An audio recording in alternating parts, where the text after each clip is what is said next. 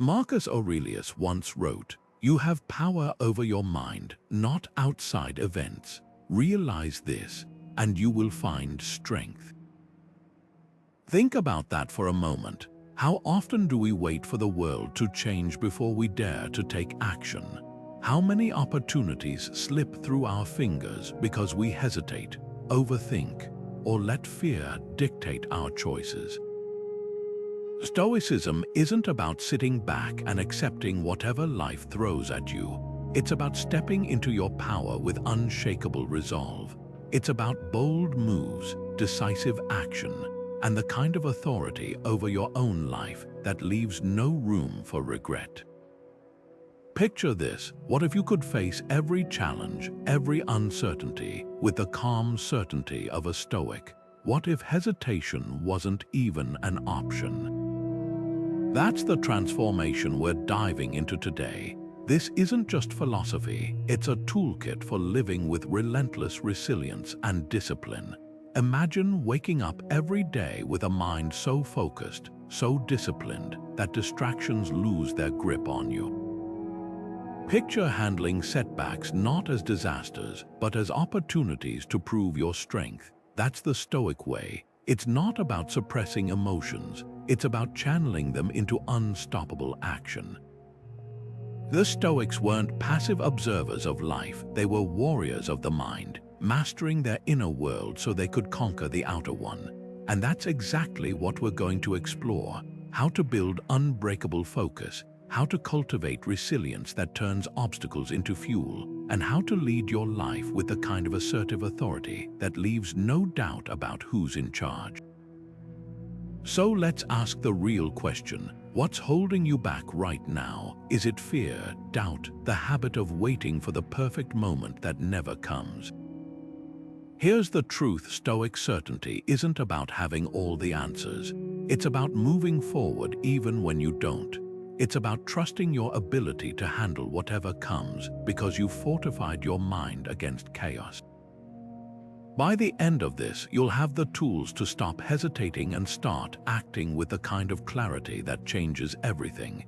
This is your invitation to step into a life where bold moves aren't just possible, they're your new default. Ready? Let's begin. Boldness in the Stoic sense has nothing to do with reckless impulsivity. It's the opposite. It's the quiet, unshakable confidence of knowing exactly what you control and acting with precision. Epictetus put it bluntly: some things are within our power while others are not. That distinction is the foundation of real courage. Modern culture often confuses boldness with speed, acting fast, chasing instant gratification, or making decisions based on fleeting emotions. But Stoic boldness is slow burning and deliberate.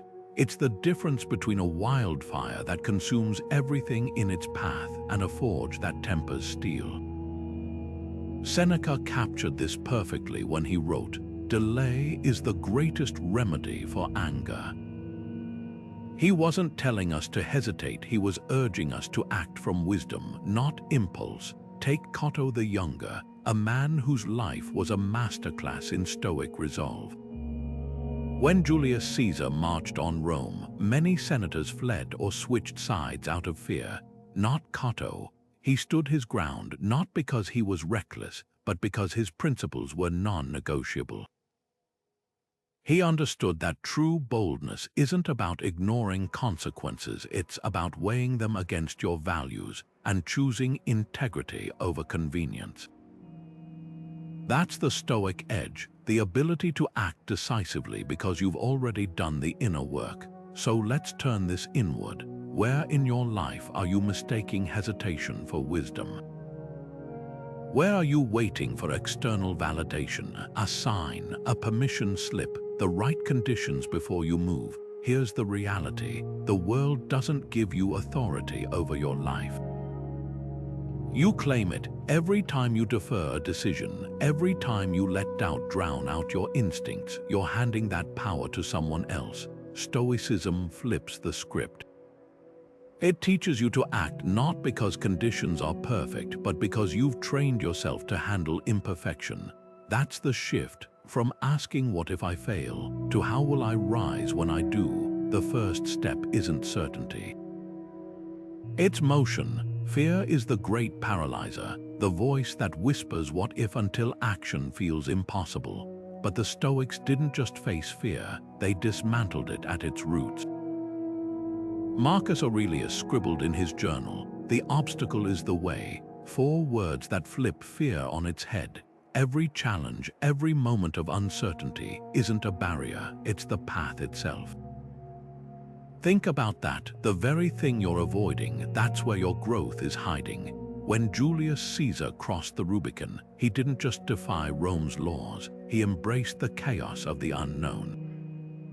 The Stoics would argue he wasn't reckless, he was prepared, because true resolve isn't the absence of fear, it's the mastery of it. Take public speaking, a fear so common it outranks death in some surveys. The average person's instinct, avoid the podium at all costs. The Stoic approach, reframe the shaking hands, the dry mouth, not as weaknesses but as energy waiting to be harnessed. Seneca wrote letters about rehearsing adversity in his mind long before it arrived. He didn't wait for confidence to show up, he built it through repetition. That's the dichotomy of control in action. Fear flourishes when we cling to outcomes outside our power, audience reactions, perfect delivery, external validation. But what if you focused solely on what you can control, your preparation, your breath, your willingness to stand there, imperfect and unfiltered? That shift from "what if I fail" to "I've already survived the worst in my mind" changes everything. Now apply this to your life. What's your Rubicon, the career leap you've postponed? The difficult conversation you've rehearsed but never had? Fear thrives in the gap between action and imagination. The Stoics closed that gap by confronting their fears head-on, not to eliminate discomfort, but to prove it couldn't dictate their choices. Marcus Aurelius ruled an empire amid wars and plagues, yet his journal obsesses not over external chaos, but his own discipline. "You own today," he reminded himself. Stop letting tomorrow's specters steal it. So here's your challenge. Name one fear you've been sidestepping. Not the abstract, "I'm scared of failure," but the specific, tangible hurdle. The email you haven't sent, the boundary you haven't set, the dream you've labeled for later. Now ask, what's the worst that could happen? And more importantly, how would your Stoic self navigate that outcome? Because here's the secret the ancients knew. Fear's power isn't in the thing itself. It's in the space we give it. Close the space, step forward. The obstacle isn't in your way, it is the way.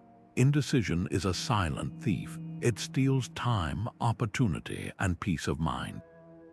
Seneca saw this clearly when he wrote, "To suffer beforehand is to suffer twice." He wasn't just talking about fear, he was exposing the toll of endless deliberation. The Stoics understood that overanalysis isn't wisdom, it's a form of self-sabotage. Picture a general on the battlefield, frozen between 2 strategies while the enemy advances. History doesn't remember those who hesitated, it honors those who acted, even imperfectly. That's the Stoic approach to decisions: clarity over perfection, action over rumination. One of the most powerful tools they used was the view from above exercise. Imagine rising high above your life like an eagle surveying the landscape. From that vantage point, what seemed urgent shrinks to insignificance. The co-worker's comment that kept you up last night, a speck. The career choice you've agonized over for months. A single thread in a vast tapestry. This practice isn't about minimizing your struggles, it's about revealing their true scale. When you see your life from this expanded perspective, decisions become simpler. You stop asking, "What if I'm wrong?" and start asking, "What's the most aligned action I can take right now?" Consider the founder who pivots their entire business model overnight. From the outside, it looks risky, but the Stoic would see it differently. Indecision was the greater risk. Every day spent clinging to a failing strategy was a day stolen from building something better. The same applies to personal choices, staying in a relationship out of inertia, postponing a health habit until things calm down. Growth never happens in the waiting room of life. So let's bring this home. What decision have you been circling like a plane in a holding pattern? Is it a financial commitment, a creative project, a difficult goodbye? Here's the Stoic reminder: you don't need certainty to move forward. You need trust in your ability to adapt, to course correct, to turn setbacks into lessons. Seneca's letters are filled with this truth. Luck is what happens when preparation meets opportunity. But preparation isn't overthinking. It's the quiet work of aligning your choices with your principles.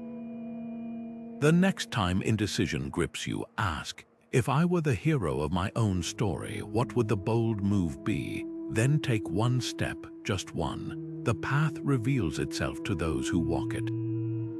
Musonius Rufus, one of the great Stoic teachers, put it plainly: we must train the will like a muscle every day without exception.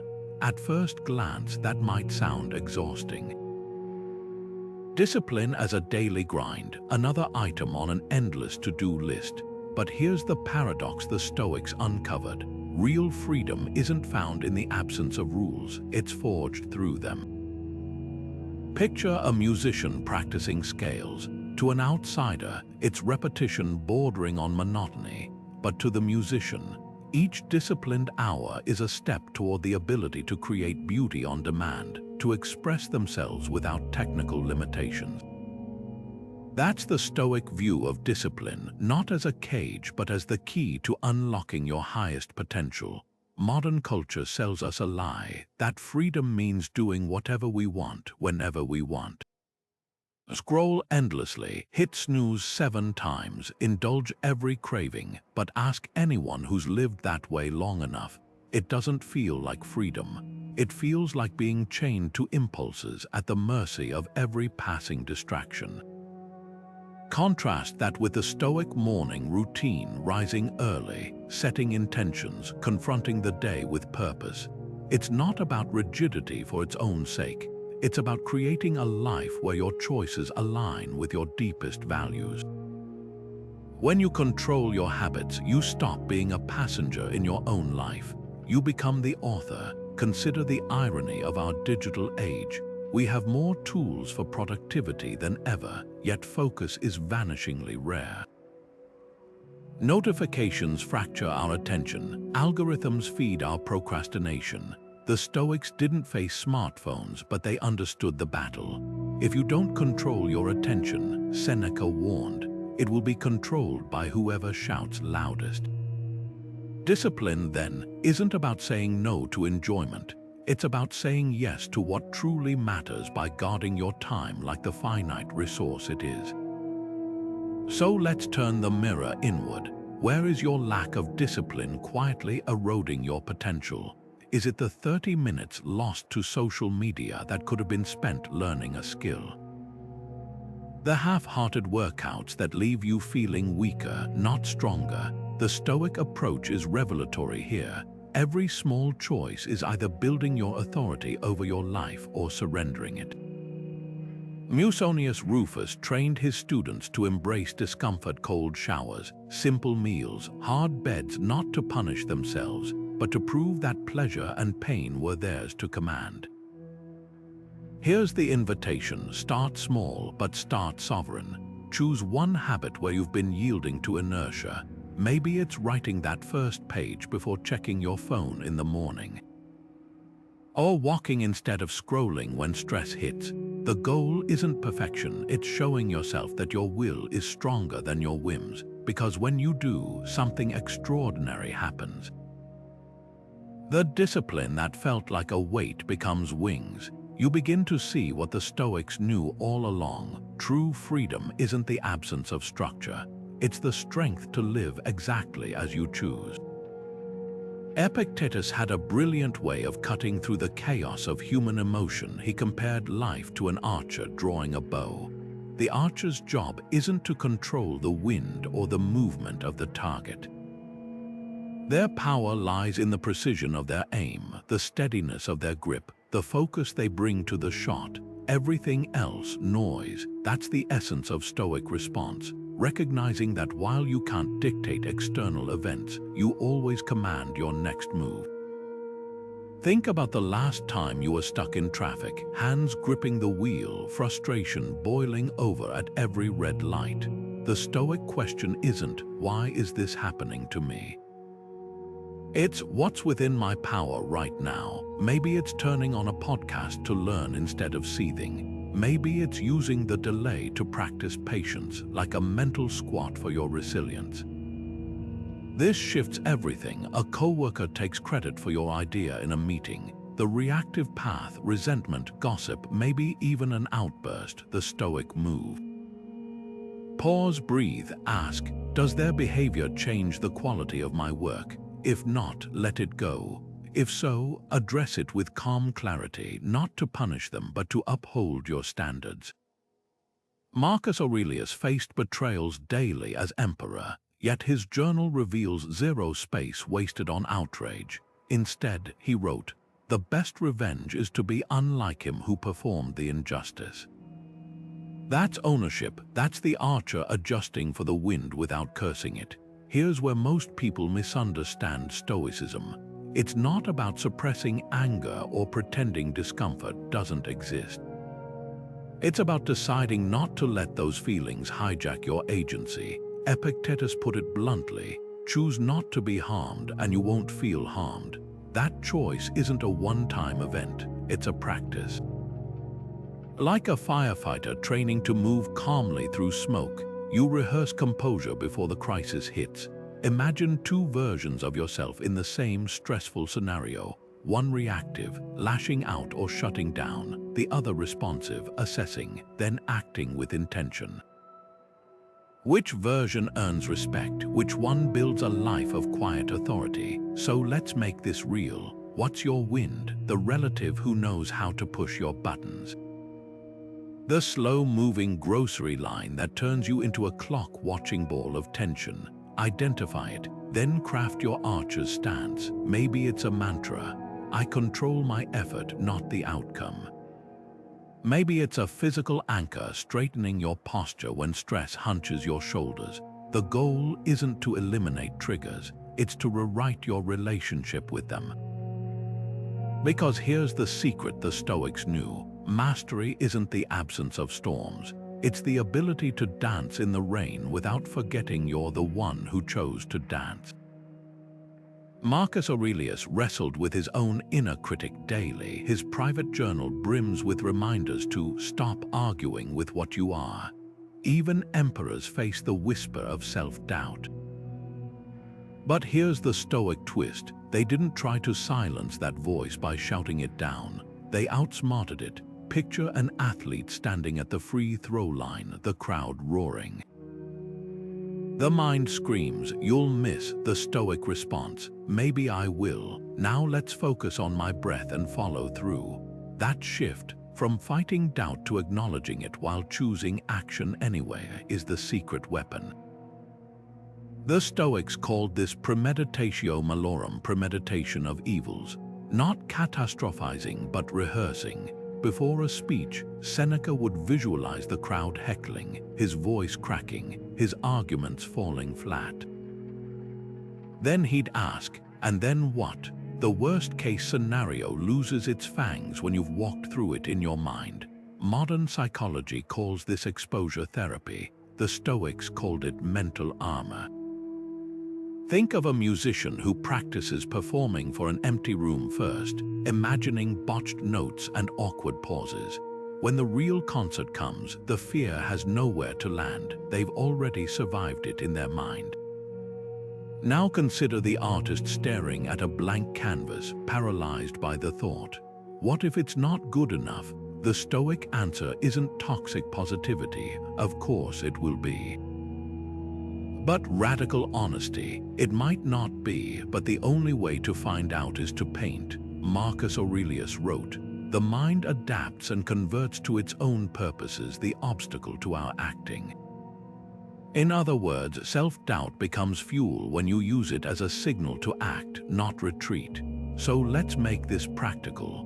What's the project, the leap, the conversation you've postponed because your inner critic narrates failure like it's foregone? Try this. Write down its loudest accusation. "You're not qualified. They'll laugh. You'll waste your time." Now channel your inner stoic and ask, is this thought useful? If not, thank your mind for its overzealous protection, then set it aside like an overpacked bag you don't need to carry. Here's the liberating truth: confidence isn't the absence of doubt. It's the decision to move forward with doubt in the passenger seat, not the driver's. Epictetus, born a slave, faced critics who said he'd never amount to anything. His reply, "They're entitled to their opinion. I'm entitled to my effort." So today, ask yourself, what would you create, attempt, or change if your inner critic lost its microphone for good? Then take one small step, not because the voice is gone, but because you've stopped letting it hold the reins. Seneca once wrote, "Life is long if you know how to use it." But here's the uncomfortable truth most of us don't.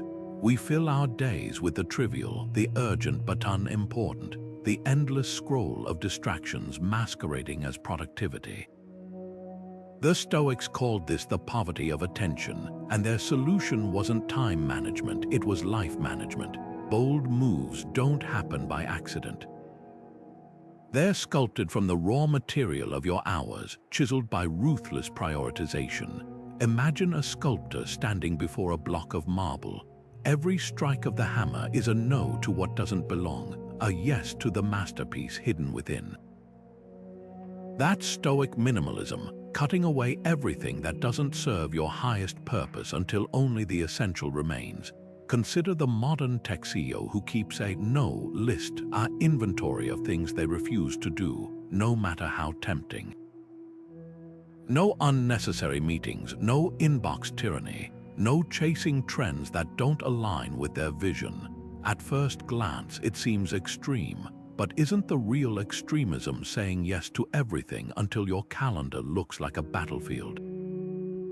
The Stoics weren't against action, they were against wasted action. Marcus Aurelius ruled the Roman Empire, yet his journal obsesses over one question: is this necessary? Not can I do this, but should I? That's the litmus test for boldness. We confuse busyness with progress. Answering emails feels productive. Attending back-to-back meetings looks responsible. But the Stoics measured value differently. What's the ROI of your attention? They'd ask. Every yes to a trivial task is a no to something profound. Seneca warned, "It's not that we have a short time to live, but that we waste much of it." He wasn't just talking about laziness. He meant the insidious theft of time by things that feel urgent but aren't. The entrepreneur who checks sales numbers obsessively while neglecting product innovation.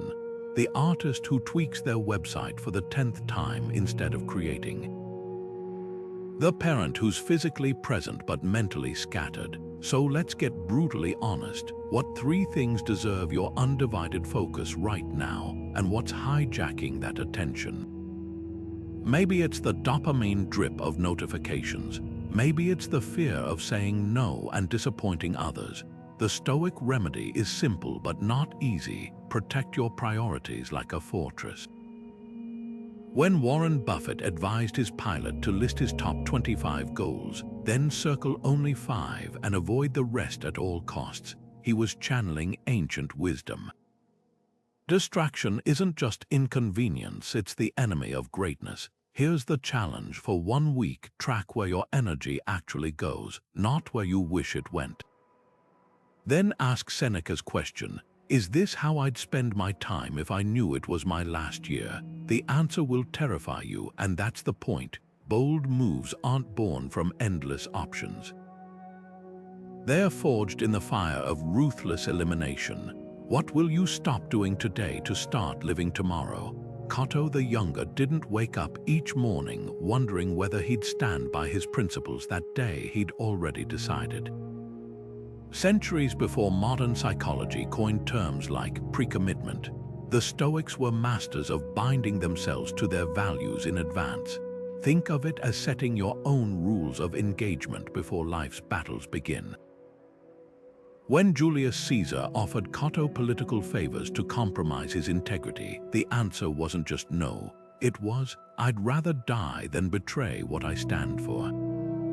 That's the power of a Stoic oath, not a vague intention, but a line drawn so deeply in the sand that even temptation knows not to cross it. Science now confirms what the ancients practiced.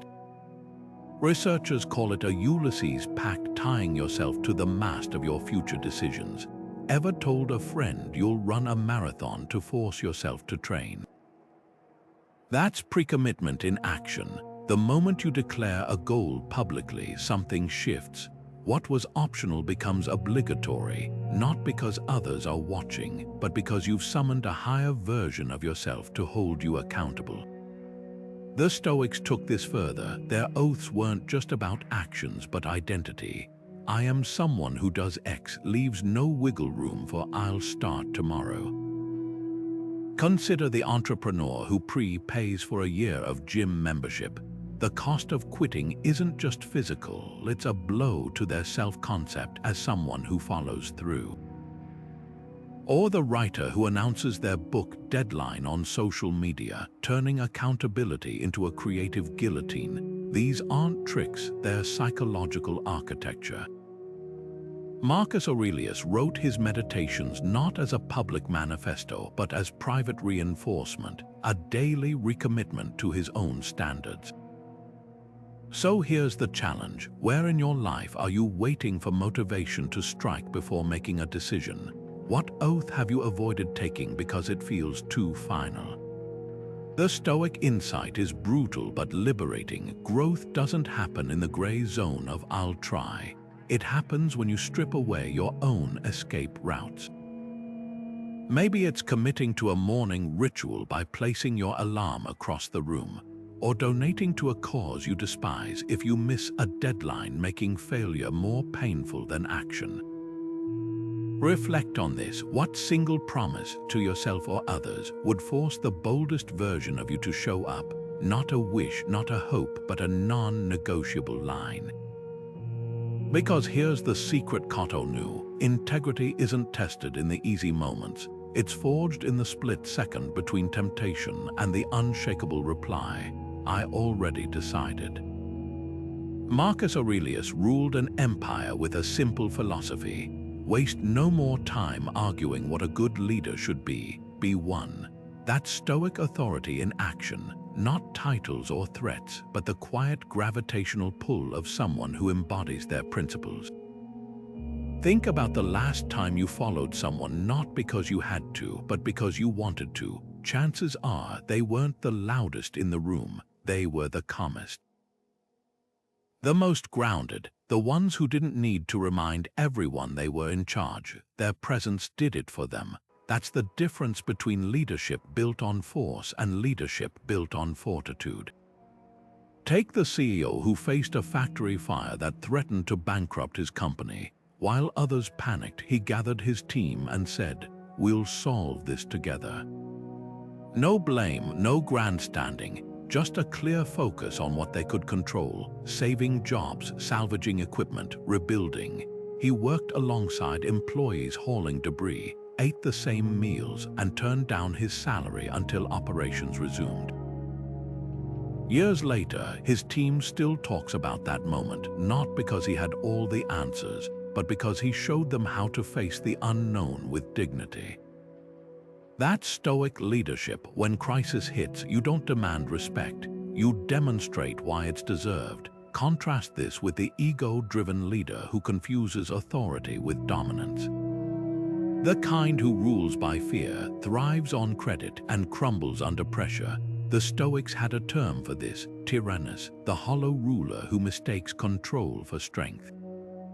Seneca called them slaves to their own insecurities, constantly propping up their power because deep down they know it's borrowed. Real authority doesn't come from a corner office or a parental title. It grows from the trust earned when people see you walking your talk, especially when it's hard. So where does this leave you? Whether you're guiding a team, a family, or just your own life, ask, am I leading from ego or example? The Stoic test is simple. If you stripped away your title, would people still follow your lead? Would your kids mirror your values when you're not watching? Would your team solve problems with the same clarity you model? Marcus Aurelius scribbled reminders to himself like, be the kind of leader you'd follow, because he knew true influence isn't taken, it's given. Here's the pivot point. Leadership isn't about being followed, it's about being worth following. That shift from do what I say to here's why I do what I do changes everything. The next time you're tempted to flex authority, pause, ask, is this about the mission or my ego? Then act in a way that makes the answer obvious, because the world doesn't need more bosses. It needs more leaders who understand that real power isn't loud, it's unshakable. Epictetus saw life's hardships as training grounds, not punishments. He famously compared adversity to a wrestling coach who toughens athletes for the Olympics. You think the trainer's shove is harsh, he'd ask. It's the only reason you'll stand when the real match begins. That shift in perspective turns discomfort from something to avoid into something to cultivate. Think of a musician practicing scales until their fingers ache. The pain isn't the enemy, it's the proof they're building something durable. The Stoics took this further. They didn't just endure hardship, they invited it. Cold showers, fasts, sleeping on hard floors, not as masochism but as mastery, proving to themselves that comfort was a preference, not a necessity. Modern science backs this ancient wisdom. Studies on cold exposure show it spikes resilience, literally rewiring how the brain handles stress. But here's where most miss the point. It's not about the cold itself. It's about the choice. When you voluntarily step into an ice bath, you're not just bracing against the shock, you're teaching your nervous system that discomfort is information, not a threat. That's the Stoic gymnasium in action. Marcus Aurelius woke before dawn to rule an empire, but first, he'd sit in the chill of his room, letting the discomfort sharpen his focus. The fire is the test of gold, he wrote, adversity of strong men. Now consider your own life. What's the comfort you've outgrown? Maybe it's the snooze button that steals your mornings, or the avoidance of tough conversations that keeps relationships superficial. Comfort zones don't stay neutral, they shrink. Like a muscle held too long in one position, they stiffen until movement feels impossible. The entrepreneur who clings to safe clients eventually forgets how to pitch. The artist who fears criticism stops sharing work. The Stoic remedy is deliberate discomfort, seeking out the very things that make you flinch, not to suffer but to expand. Take the CEO who schedules fear meetings, blocking time each week to tackle the task they've been avoiding. Or the parent who practices saying no to their child's demands, not out of cruelty, but to build their own tolerance for temporary displeasure. These aren't grand gestures, they're micro doses of adversity, like vaccines for the soul. So here's the invitation: pick one comfort that's become a cage. Is it the temperature-controlled predictability of your routine? The safety of silence when you ought to speak? Start small. Turn the shower cold for the last 30 seconds. Have the conversation you've rehearsed in your head. The goal isn't to erase ease from your life. It's to prove to yourself that you're stronger than your cravings for convenience. Because here's the truth the Stoics knew: the obstacle isn't just the way. It's the weight that sculpts you into someone who can carry more. Seneca warned that strength without humility is like a sword without a sheath, dangerous to everyone, including its wielder. There's a razor-thin line between Stoic confidence and arrogance, and it all comes down to intent. The Stoic doesn't act to prove their worth, they act because it's right. Picture two leaders facing a crisis. One spends the meeting recounting past victories, their voice drowning out others. The other listens first, speaks last, and credits the team when things go well. Both may appear bold, but only one embodies the Stoic ideal, the kind of authority that doesn't need to announce itself because its actions echo louder than words.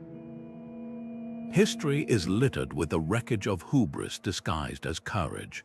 Take Napoleon's march into Russia, a campaign fueled not by strategic necessity, but by the emperor's refusal to appear weak. 500,000 men marched in, fewer than 30,000 staggered out. The Stoics would call this the ultimate failure of discernment, mistaking stubbornness for resolve, pride for principle. Contrast that with George Washington surrendering his military commission after the Revolutionary War, walking away from absolute power when others begged him to take it.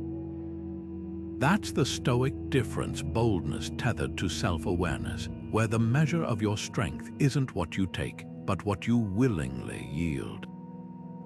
So where does this live in your life, that promotion you're angling for? Is it about serving or being seen? The argument you keep reigniting. Are you seeking truth or just victory? Ego's greatest trick is convincing us that our worth depends on being the loudest, the first, the undisputed. The Stoics saw through this illusion. Marcus Aurelius reminded himself daily, you could be good today, but instead you choose tomorrow. That's the heart of it. Posturing delays action. Real confidence doesn't need an audience. Here's the litmus test. When you imagine your boldest move, does it feel heavy with the need to impress or light with the clarity of purpose? The answer reveals everything, because true Stoic authority isn't built on being unshakable, it's built on knowing exactly when to bend. Musonius Rufus taught his students that every yes carries the weight of 1,000 unseen no's. He wasn't just talking about time management, he was revealing a profound truth about personal sovereignty. The ability to decline isn't rudeness, it's the bedrock of integrity. Think about Warren Buffett's famous 20-slot rule. Imagine you only had 20 chances in your lifetime to pursue opportunities. Suddenly, every yes becomes sacred. That's the Stoic mindset in action, not scarcity, but reverence for your limited attention. Consider the tech founder who turned down a multi-million-dollar acquisition because it would have meant abandoning their mission. From the outside, it looked like madness, but the Stoic would recognize it as something far deeper, the courage to let money walk when it demands your soul as collateral. Seneca wrote letters about wealthy men who owned nothing but their cravings, prisoners of endless acquisition. True wealth, he argued, isn't what you accumulate, it's what you refuse. This strikes at the heart of modern distraction. We say yes to unnecessary meetings, trivial requests, and digital chatter because no feels like conflict. But every unnecessary yes is a theft from your focus, your family, your highest work. Musonius trained his students to practice refusal like a martial art. Not with anger, but with the calm clarity of someone who knows their worth isn't measured by compliance. So let's make this practical. What's the lukewarm opportunity currently draining your energy? The committee seat that feels obligatory? The client project that pays well but deadens your creativity? The Stoic question isn't can I, but at what cost? When you decline what doesn't align, you're not losing an opportunity. You're claiming authority over your one irreplaceable life. Here's the litmus test. If you had to justify this commitment to your future self 5 years from now, would your reasons hold weight? or would they crumble under the gaze of someone who's run out of time for half-hearted yeses? The most powerful word in your vocabulary isn't more. It's enough. Seneca saw it centuries ago, the human tendency to polish plans while life slips through our fingers like sand. While we prepare, life happens. He wrote, a dagger-sharp reminder that overthinking is just fear in disguise. The Stoics had a brutal antidote for this. Memento mori, remember death, not as morbid fixation, but as the ultimate deadline. Picture a startup founder obsessing over every pixel of their website, tweaking taglines while competitors launch. The Stoic wouldn't call this diligence. They'd call it theft, stealing time from your own potential under the guise of preparation. Consider the tech visionary who built their first app in a weekend, ugly code, clunky interface but functional. While others were stuck in just one more feature purgatory, they shipped bugs, fixed in updates, design flaws, iterated based on real user feedback. That's the Stoic approach to action, not ready, aim, fire, but aim while firing. Marcus Aurelius ruled an empire but wrote, "Don't wait for Plato's republic, be satisfied with even the smallest progress." Perfectionism isn't high standards, it's resistance masquerading as virtue. Now look at your own life. What blueprint have you redrawn a dozen times without breaking ground?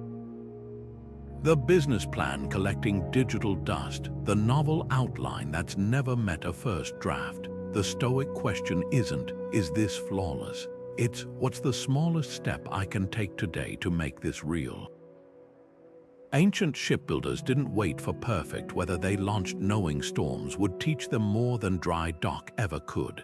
There's a reason Silicon Valley champions launch and learn. Every prototype tested in the wild beats 1,000 theoretical masterpieces.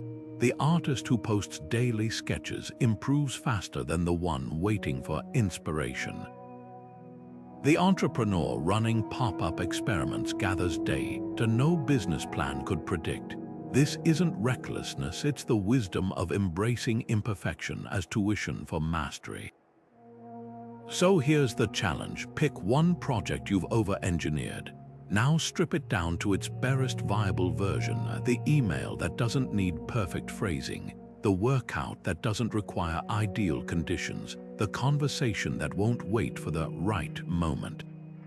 Ship it, adjust, repeat, because the Stoics knew a truth we often forget. The best plan in the world can't compete with the lessons of lived experience. Your future self won't regret the mistakes you made, only the chances you didn't take. Epictetus dropped a truth bomb 2,000 years ago that still shatters illusions today. What upsets people is not things themselves, but their judgments about things. Let that sink in. Failure isn't a brick wall, it's a mirror reflecting how you choose to see it. Take J.K. Rowling's 12 rejections for Harry Potter. Most see a struggling single mother. The Stoic sees something else entirely, a masterclass in reframing. Each no wasn't proof her work lacked value, it was free market research, sharpening her pitch until the right publisher recognized gold. That's the hidden good Epictetus promised, the bad event that forces you to level up. Now flip the script on your own setbacks, that botched presentation. It revealed where your preparation gaps were, the relationship that ended. It taught you boundaries you'd been ignoring. Even the ancient shipbuilders knew this. Every storm that didn't sink them made their next vessel stronger. The Stoics took it further. They'd actually journal gratitude for failures, not masochism, but mining adversity for its hidden curriculum. Try this prompt tonight. What's one failure I've been resenting that actually handed me a lesson I needed? Here's where most get stuck. We treat failure like a courtroom verdict, final, damning, personal. The Stoic treats it like a weather report, data to navigate by. When Thomas Edison's lab burned down, destroying years of work, he didn't mourn. He rebuilt immediately, saying, "All our mistakes are gone now." That's not optimism, it's tactical resilience. Every prototype that explodes eliminates one wrong path. Every rejection letter is a signpost redirecting you toward better fit. So let's get uncomfortably practical. Grab paper and write down your 3 biggest failures. Now cross out that word and write feedback instead, next to each answer. What did this teach me about my blind spots? My preparation, my non-negotiables, because here's the secret the Stoics carved in stone. The lesson isn't in the falling, it's in how you recalibrate your balance. That project that crashed, it revealed who your real collaborators were. That investment gone wrong, it fine-tuned your risk radar. Resilience isn't about bouncing back, it's about bouncing forward with hard-won wisdom. The next time life hands you a setback, ask the Stoic question, where's the gift in this disguise? Then dig until you find it. The answer might just be the pivot point of your entire story. Marcus Aurelius jolted himself awake with a brutal reminder. You could leave life right now. Let that determine what you do and say and think. That's not morbidity, it's the ultimate time management hack. The Stoics didn't just value time, they treated it like a non-renewable currency, spending each hour with the precision of a jeweler cutting diamonds. Fast forward to modern productivity, Guru Cal Newport's deep work philosophy, and you'll find the same Stoic thread. Mastery demands undistracted hours guarded like a fortress. Picture a novelist who writes from 5 to 7 a.m. daily, rain or shine, because she knows those 2 hours are where her legacy gets built the rest of the day. Admin, emails, errands, but never the sacred block where her best self shows up. Here's the twist most miss. Stoic time blocking isn't about rigidity. It's about sovereignty. When Marcus wrote, "Let that determine," he wasn't prescribing a schedule. He was installing a mental filter. Every request, every distraction gets measured against one question. Is this worthy of my finite breath? That's how the entrepreneur says no to a 4th Zoom call to protect the afternoon slot where she prototypes. How the student turns off notifications for 3-hour study sprints. Not because they're disciplined robots, but because they've internalized Seneca's warning. Life is long if you know how to use it, but many never do. Consider the tech CEO who audits his calendar weekly, color-coding hours into 3 buckets: building, managing, and drifting. The goal isn't to eliminate the last category entirely, that's unrealistic, but to shrink it like a tumor. The Stoics would approve. They practiced premeditatio malorum with time, visualizing days wasted on trivialities to sharpen their focus. Imagine if you did the same. What if, before scrolling Instagram for the 6th time today, you pictured your future self grieving those lost hours? So let's get surgical. Open your calendar and scan the last week. Highlight every slot that advanced your core mission, the work that outlives you versus what Newport calls shallow, busy work. The disparity will terrify you. That's the point, because here's the secret the Stoics and productivity masters share. You don't find time for greatness, you seize it from the jaws of convenience. What mediocre task is currently squatting on hours meant for your masterpiece? The answer isn't guilt, it's a cue to reclaim your sovereignty, one blocked hour at a time. Seneca once warned, truth without compassion is brutality in disguise. That's the essence of Parisia, the Stoic art of fearless speech tempered by wisdom. Imagine a surgeon holding a scalpel. Their skill isn't just in cutting, but in knowing exactly where, how deep, and when to stop. The same precision applies to bold communication. The Stoics didn't confuse bluntness with bravery. They understood that real courage lies in speaking hard truths in a way that heals rather than wounds. Take a manager delivering tough feedback to an underperforming employee. The brutal approach, "Your work is dragging us down," the Stoic way. I see potential in you that this project isn't reflecting. Let's uncover what's blocking it. Both statements hold truth, but one builds bridges while the other burns them. Epictetus practiced this daily, teaching students to challenge ideas without attacking character. Criticize the argument, not the person, he'd say, knowing that truth wrapped in contempt rarely lands. Now picture a role play. You need to confront a friend who consistently cancels plans last minute. The reactive version might sound like, "You're so selfish you never consider my time," but the Stoic reframe, "When plans change suddenly, it leaves me scrambling." Can we find a way to make this work for both of us? Notice the shift from accusation to shared problem solving. That's Parisia in action, truth rooted in respect, delivered with the intent to strengthen rather than shame. Marcus Aurelius modeled this as emperor. His journals reveal meticulous preparation before difficult conversations, not scripting lines, but aligning his intent. Ask yourself first, he wrote, "What am I trying to achieve here, victory or understanding?" That's the litmus test. Are you speaking to unburden yourself or to create change? The difference determines whether your words become walls or doorways. So let's turn the mirror inward. What truth have you muted lately to keep the peace? The feedback you withheld from a colleague, the boundary you didn't set with a family member. Stoicism doesn't demand you become a truth grenade. It invites you to become a truth craftsman. Because here's the paradox, the more tactfully you speak hard truths, the more fearless you become. Not fearless of conflict, but fearless for the relationships and principles worth protecting. Next time you face a difficult conversation, channel Seneca's scalpel. Measure your words not by how strongly they land, but by how deeply they transform. Epictetus drew a line in the sand that changed everything. Some things are up to us, some are not. That simple division is the foundation of Stoic freedom, the realization that your effort is yours to command, but outcomes belong to the universe. Picture an Olympic sprinter in the blocks before the race. Their job isn't to control the weather, the crowd's cheers, or even the competitor's speed. Their power lies in the precision of their stance, the focus of their gaze, the explosion of energy when the gun fires.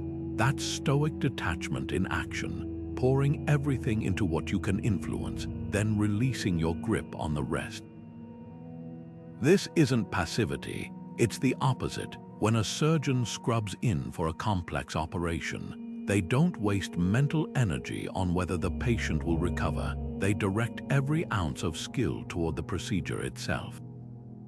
The Stoics called this the dichotomy of control, and it's why elite performers thrive under pressure.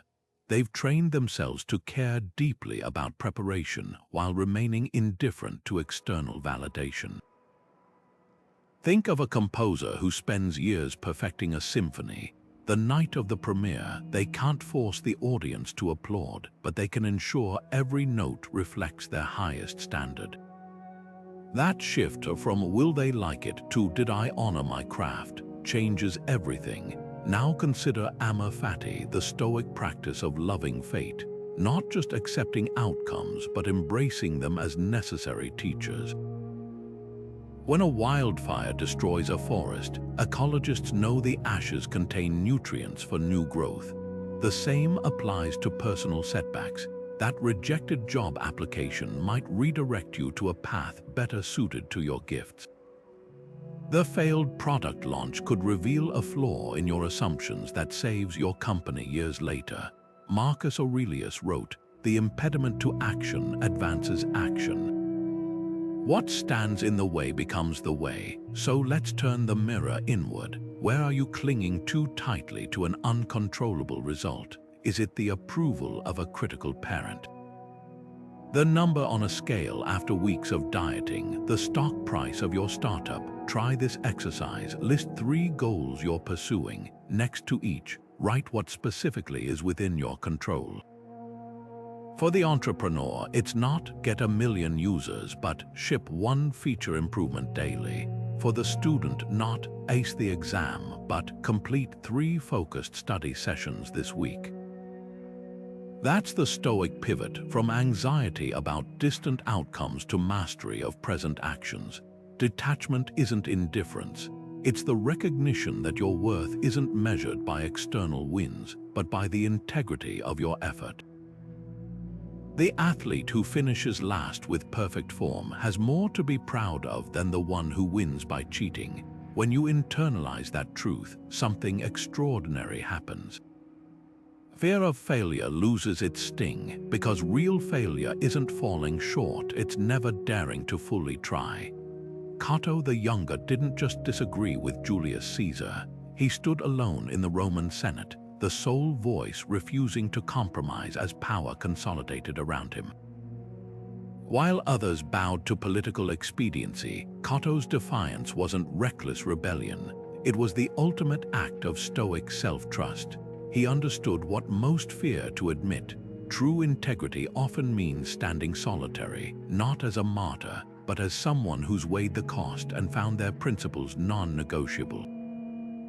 Fast forward to modern whistleblowers like Frances Horgen, the Facebook employee who exposed harmful algorithms despite industry backlash. Her choice wasn't just bravery, it was a living example of Stoic autarkia, the unshakable self-reliance that says, "I'd rather be right than liked."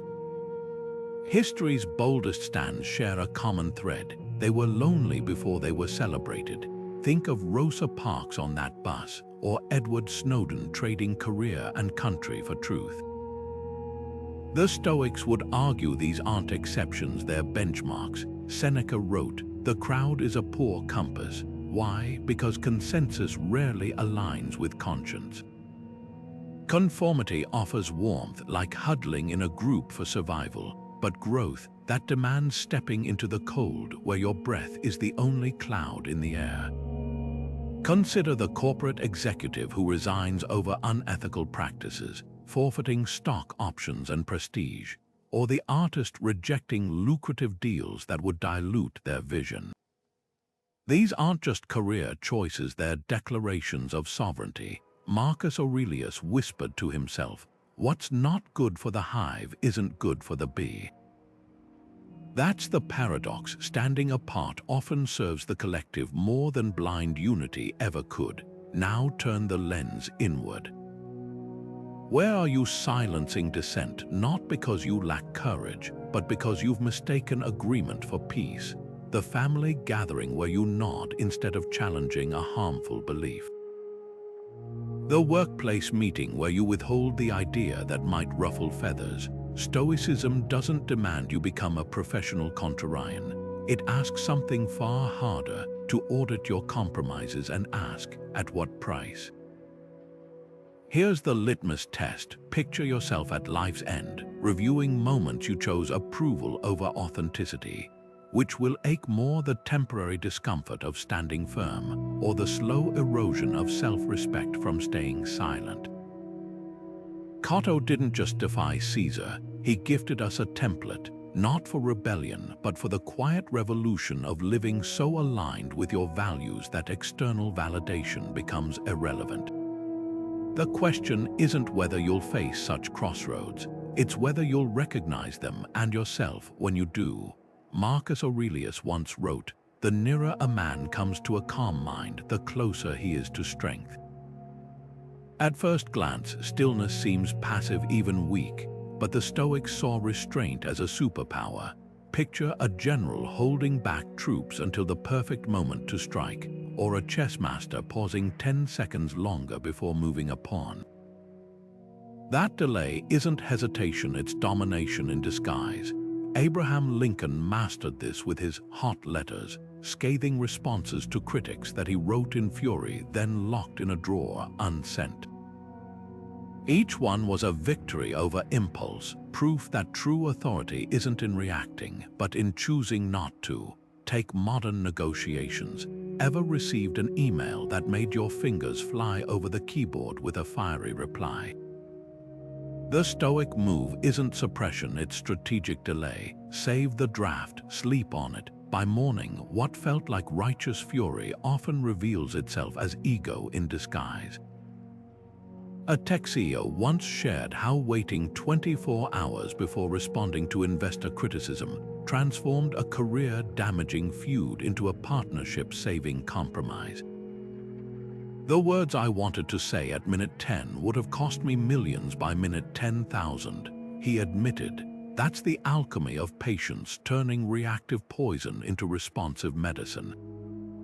Now consider your own life. What spark of anger, fear, or pride demands immediate action today? The resignation letter drafted in frustration, the social media post itching to set the record straight. Here's the challenge: impose a 24-hour embargo on that impulse, not to avoid conflict but to elevate it. The Stoics didn't avoid battles, they just refused to fight on their enemy's terms. When you delay a reaction, you're not surrendering power. You're transferring it from the heat of the moment to the clarity of your principles. History's most decisive figures, from Queen Elizabeth delaying marriage to preserve England's stability, to Warren Buffett passing on dot-com frenzies, shared this trait. They knew speed fools us into mistaking motion for progress. Marcus Aurelius ruled an empire but spent mornings in stillness, writing, "The soul becomes dyed with the color of its thoughts." Let that sink in. Every unchecked reaction stains your integrity. Every pause a chance to choose the hue. So test this today. When the urge to react strikes, hear Epictetus whisper, "You are the one who decides what harms you." Then prove him right. The email can wait. The last word doesn't need to be yours, because true strength isn't in the explosion, it's in controlling the fuse. Seneca sliced through society's illusions about wealth with 9 razor-sharp words. It's not the man who has too little, but the man who craves more. That single sentence flips financial freedom on its head. It's not about accumulating endless resources, but about mastering the hunger for them. Consider 2 neighbors. One earns triple the median income yet drowns in debt from luxury cars and designer closets, while the other lives comfortably on half their salary, investing the rest in experiences and early retirement. The Stoics would call the second person truly rich, not because they've settled for less, but because they've defined enough on their own terms. This isn't austerity disguised as wisdom. The early retirement movement nails the distinction. Frugality isn't about deprivation. It's about reallocating resources from what looks impressive to what feels meaningful. Picture the corporate lawyer who walks away from a 6-figure salary to teach wilderness skills, not because they can't afford luxury, but because they've measured wealth in sunrises seen and students mentored rather than digits in a bank account. That's Stoic abundance, the recognition that financial security isn't a number, it's the gap between your desires and your means. Yet here's where modern culture hijacks our instincts. We're conditioned to chase milestones that keep moving. Once I hit this salary, I'll feel secure. Once I own that home, I'll relax. The Stoics called this the golden treadmill, running faster while staying in place. When researchers track lottery winners, they often end up as unhappy as before their windfall because the mind adapts to new norms. Seneca saw this centuries ago. Poverty wants some things, greed wants everything. So let's confront the uncomfortable question. What financial safety nets are actually cages? The 60-hour work week for a promotion that won't satisfy. The mortgage on a house that demands vacations you're too exhausted to enjoy. Stoicism doesn't demand you renounce possessions, just the illusion that they'll fill existential voids. Take the tech worker who downshifted to part-time consulting, trading a corner office for weekday hikes with his kids, or the artist who chooses a modest studio over a high-stress commercial career. These aren't compromises, they're reclamations. The ancient Stoics practiced voluntary hardship, sleeping on floors, wearing simple clothes not to punish themselves, but to prove that joy isn't purchased. Here's the litmus test. If you lost half your net worth tomorrow, what would you genuinely mourn? Not the status symbols, but the freedom to pursue your deepest callings. That's the core of Stoic wealth, building a life where enough isn't a limit but a liberation. Because when you define abundance by inner metrics, no market crash can bankrupt your peace. Epictetus once compared life's chaos to a storm at sea, where the skilled sailor doesn't rage against the wind, he adjusts his sails. That's apatheia in action, not the absence of emotion, but the mastery of it. Picture an ER doctor during a code blue. Alarms blare, nurses shout orders. A life hangs in the balance, yet the best physicians move with eerie calm. Their hands don't shake because they've trained for this very moment, not in spite of the chaos, but because of it. The Stoics would call this the ultimate power move, turning turbulence into your training ground.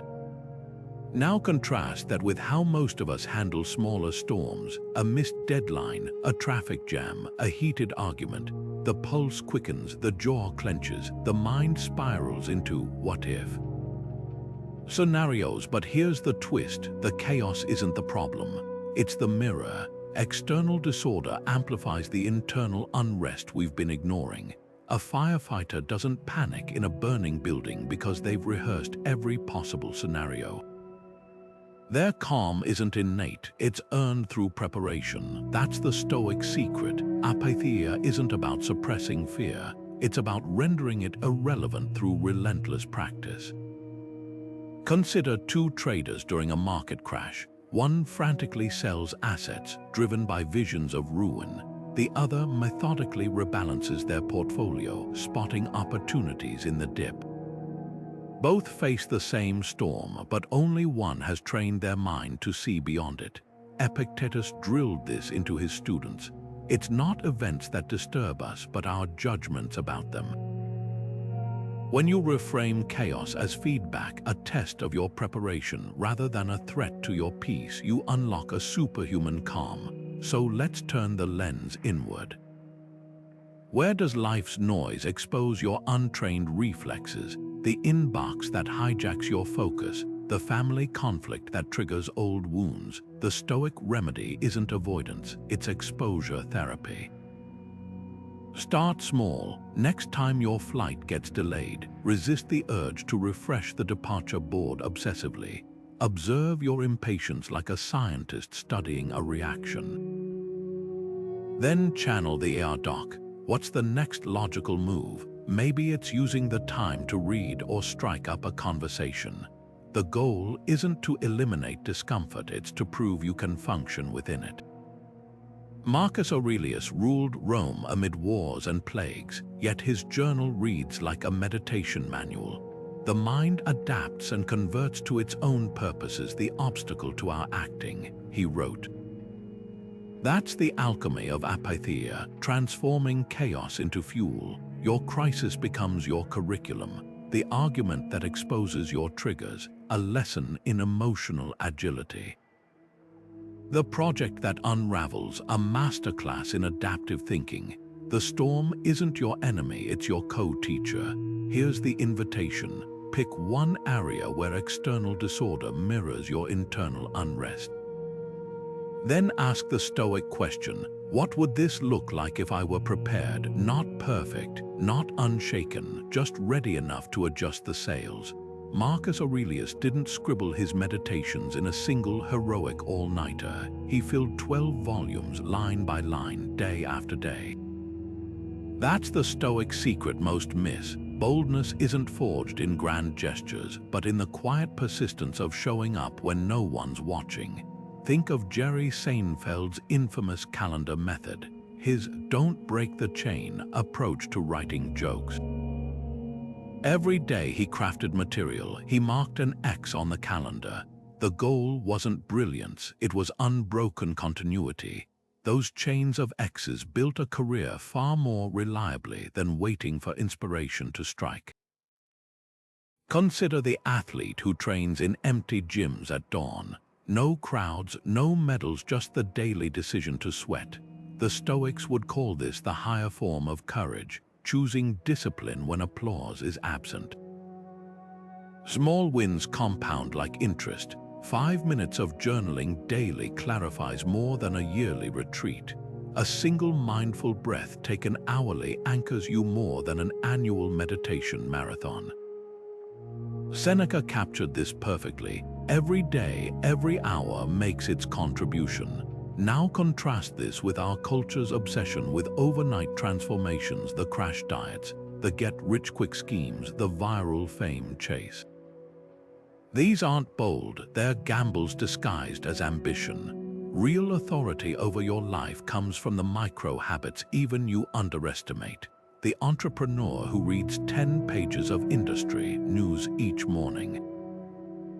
The parent who practices 1 minute of patience before reacting to tantrums. These are the unsung acts of Stoic rebellion, the daily defiance of entropy. So let's make this visceral. Grab a coin, hold it in your dominant hand, now flip it once. Easy, right? Now imagine flipping it 10,000 times without stopping. The blistering pain, the raw fingertips, that's the cost of consistency no one glamorizes. Yet that's precisely where transformation lies, in the friction of repetition. Marcus didn't write B1 as a pep talk. It was a battle cry for daily recommitment. Your turn. What's the coin flip in your life? The 5-minute language drill. The 3-sentence gratitude log. The 1 email sent to potential mentors every Friday. Identify it, then track it like Seinfeld's chain, not to impress others, but to prove to yourself that your word means something. Because here's the truth the Stoics carved in stone. Mastery isn't about the days you feel like a god. It's about the days you feel nothing and act anyway. Seneca once wrote, "Live as if you were living already for the second time, and as if you had acted wrongly the first time." That's legacy thinking, the Stoic practice of viewing each decision through the lens of eternity. Imagine standing on a mountaintop, looking back at the trail of choices that brought you there. Now zoom out further. Picture your great-grandchildren holding a biography written about your life. What chapters would make them lean in with pride? Which passages would make them shake their heads? This isn't about vanity. It's about accountability to the highest court, time itself. Consider the philanthropist who builds a library instead of buying a superyacht. The marble floors and engraved plaques aren't ego. They're deliberate acts of stewardship, ensuring knowledge outlasts a single lifetime. Contrast that with the social media star chasing viral fame. A trending hashtag burns bright for hours. A scholarship fund quietly changes lives for generations. The Stoics weren't against recognition, they were against mistaking applause for impact. Marcus Aurelius scribbled in his journal, "What survives of us is what we give to others." Not followers, not likes, but the echoes of our actions in lives will never meet. Here's the uncomfortable twist. Legacy isn't just for the wealthy or the famous. The teacher who stays late to mentor a struggling student, that's a legacy. The parent breaking toxic family cycles, that's a legacy. Even the barrister who remembers regulars' orders, those small acts of dignity ripple forward in ways we can't measure. The Stoics called this sympatheia, the interconnectedness of all things. Your choices today aren't isolated events, they're stones cast into the future's pond. So let's make this visceral. Picture a courtroom where your descendants are the jury. Exhibit A, the hours you're spending right now. Are they building or consuming? Creating or complaining? The Stoic question isn't, will this make me famous? It's, will this make me necessary? Not in the eyes of the crowd, but in the quiet moments when someone you'll never know whispers, "This helped me." Legacy thinking flips procrastination on its head. Why? Because the best time to plant a tree was 20 years ago. The second best time is today, not for shade you'll enjoy, but for branches that'll shelter strangers.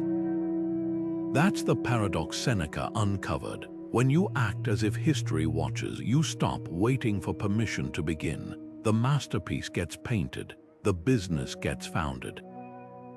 The apology gets spoken, not because success is guaranteed, but because the alternative, leaving nothing behind but a receipt trail, is a quiet tragedy.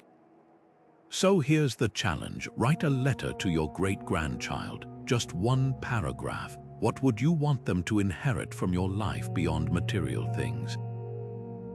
A resilience, a kindness, a relentless curiosity. Fold it away. Now live so that one day, when they find it, they won't need to ask whether you meant it.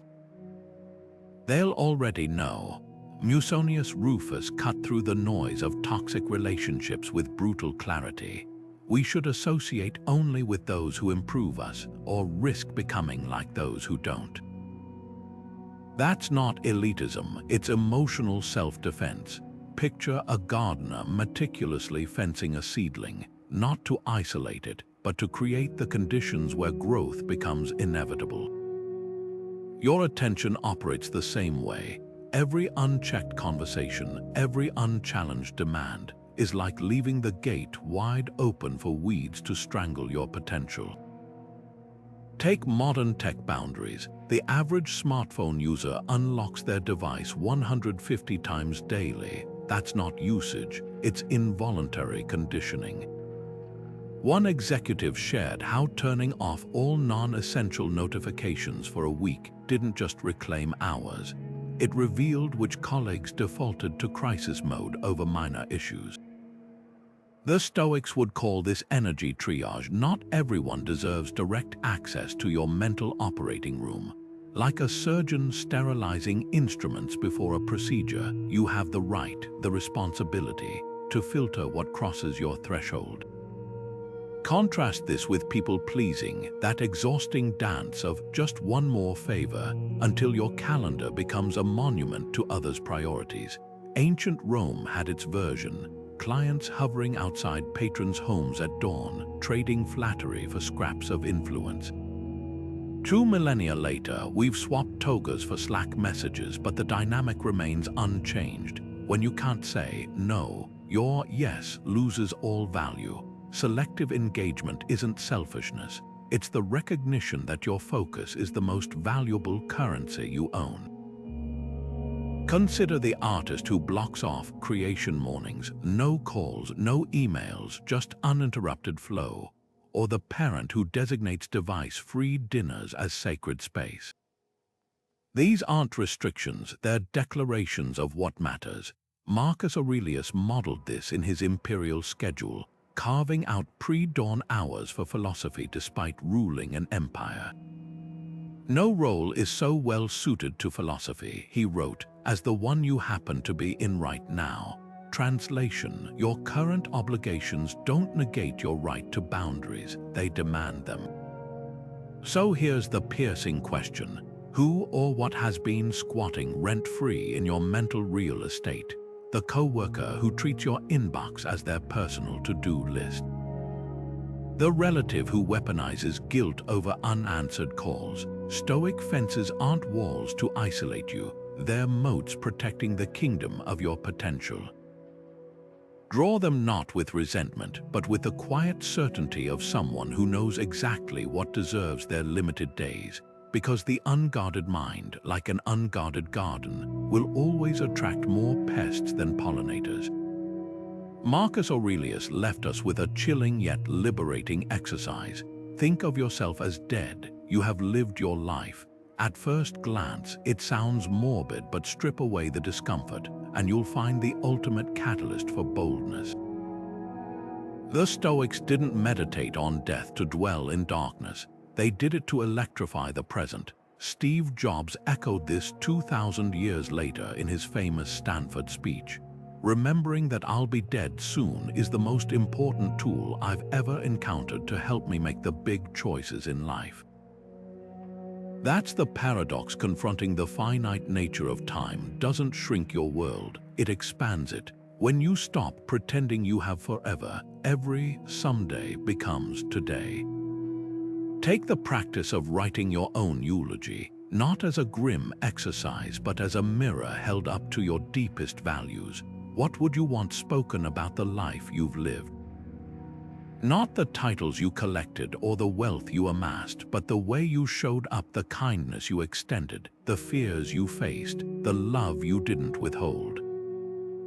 A CEO client of mine did this and realized his obituary was drafting itself as he built a great company but missed his kids' childhoods. That single page of handwritten notes became the reason he restructured his entire schedule. Death meditation isn't about endings, it's about editing, cutting the trivial to highlight what's extraordinary. Now bring this into sharp focus. If a doctor handed you a 1-year prognosis tomorrow, what would change? Not in a vague, I'd travel more way, but in the concrete steps you'd take by noon, the business you'd finally launch, the forgiveness you'd offer, the art you'd stop postponing. The Stoics called this memento mori, not to terrify but to clarify. Like a sand timer flipped on your desk, it forces ruthless prioritization. The entrepreneur who works 80-hour weeks might realize they're trading irreplaceable moments for replaceable dollars. The artist waiting for the right time might finally pick up the brush. Here's where most get stuck. We treat mortality as an abstract concept, something that happens to other people. The Stoics shattered that illusion by making death a daily advisor. Epictetus demanded his students keep their mortality before their eyes every day. Not to paralyze, but to propel. When you internalize that this conversation, this project, this embrace could be your last, hesitation dissolves. You stop waiting for perfect conditions and start creating meaning with the time you know is limited. So try this tonight. Light a candle, write 2 sentences. The first, I will die. The second, therefore today I will. Fill that blank with one action only mortality could make urgent. Not a bucket list item, but a get honest item, the uncomfortable conversation, the leap only a deadline would force. Then blow out the candle and watch how brightly the ember of that truth glows in the dark. Because here's what the Stoics understood. Death isn't life's opposite, it's life's compass. Epictetus sliced through the paralysis of overthinking with one razor-sharp command. First say what you would be, then do what you have to do. Notice the order. Clarity precedes motion. Too often we treat Stoic journaling like a cul-de-sac, circling the same insights without ever merging onto the highway of action. Imagine an architect who only ever sketches blueprints but never breaks ground. The Stoics weren't philosophers trapped in parchment. They were warriors who inked their thoughts and then lived them. This is where modern psychology's 5-second rule collides with ancient wisdom. The moment you feel the impulse to act, count backward from 5 and physically move. It's not about overanalyzing the staircase, it's about taking the first step before doubt grabs your ankle. Consider the stark contrast between journaling and jogging. You could spend months meticulously tracking your sleep patterns, researching optimal running shoes, and mapping the perfect route. But until you actually lace up and feel the pavement under your feet, you're just curating ideas, not cultivating resilience. The Stoics practiced premeditatio malorum, visualizing challenges not to dwell in hypotheticals, but to preemptively dismantle excuses. When Seneca imagined losing his wealth or reputation, he wasn't indulging fear. He was rehearsing his response so that when crisis struck, his body would move before his mind hesitated. Now bring this into your own life. What truth have you written in your journal repeatedly about health, relationships, or purpose that still lives only in ink? The career pivot you've analyzed for years but never tested, the apology you've drafted in your head but never voiced. Here's the Stoic pivot point. reflection without action isn't wisdom, it's procrastination in disguise. Marcus Aurelius ruled the known world yet scribbled reminders like, "Don't talk about what a good man should be one. Not eventually, not when conditions are perfect." Now, the bridge from thought to action isn't built with more thinking. It's built with micro-choices that rewire your nervous system. The entrepreneur who emails a potential client immediately after writing their goals. The parent who interrupts their scrolling to play with their child mid-sentence. These are Stoic victories not because they're grand, but because they're immediate. Every delayed action is a vote for your weaker self. Every 5-second countdown followed by movement is a rebellion against inertia. So here's the challenge: pick one insight you've over-marinated in your mind. Now set a timer for 5 seconds. When it beeps, initiate the smallest possible version of that action. Not the whole business plan, just the first email. Not the marathon, just the walk around the block. The Stoics didn't conquer empires by waiting for certainty. They advanced despite uncertainty, knowing the path reveals itself only to those already in motion. Stoic boldness isn't about grand gestures or impulsive leaps. It's the quiet, relentless discipline of showing up as the architect of your own life, brick by brick. Picture a blacksmith tempering steel. Each strike of the hammer isn't random, but deliberate, precise, and detached from whether the world applauds or ignores the work. That's the essence of what we've explored: authority that doesn't wait for permission, resilience that doesn't crumble under chaos, and action that's untethered from the need for perfect outcomes. The Stoics didn't just preach this, they lived it. Cato standing alone in the Senate, Marcus Aurelius ruling an empire while journaling reminders to stay humble. Seneca writing letters on resilience from exile. These weren't superhuman feats, they were choices repeated daily to master the only thing any of us truly control: ourselves. Now it's your turn. Marcus Aurelius left us with a challenge that cuts through centuries of noise. Waste no more time arguing what a good man should be. Be one, no more theorizing, no more waiting for the stars to align. Boldness isn't a trait you're born with, it's a muscle you build by using it.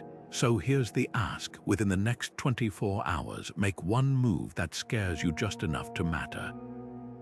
Maybe it's sending that email you've been overthinking, or having the conversation you've rehearsed in your head for months. Maybe it's finally setting that boundary, not with anger, but with the calm certainty of someone who knows their worth isn't up for debate. This isn't about overnight transformation.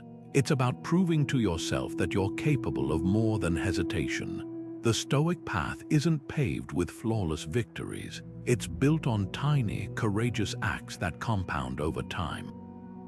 So tell us in the comments, what's your one bold move? Writing it down isn't just accountability. It's a contract with your future self. And if you're ready to go deeper, to turn these principles into unshakable habits, hit subscribe. Because the real work doesn't end when this video does. It starts the moment you decide to stop watching and start doing. The world doesn't need more spectators. It needs more people who dare to live like the Stoics, not perfectly, but purposefully. Your move.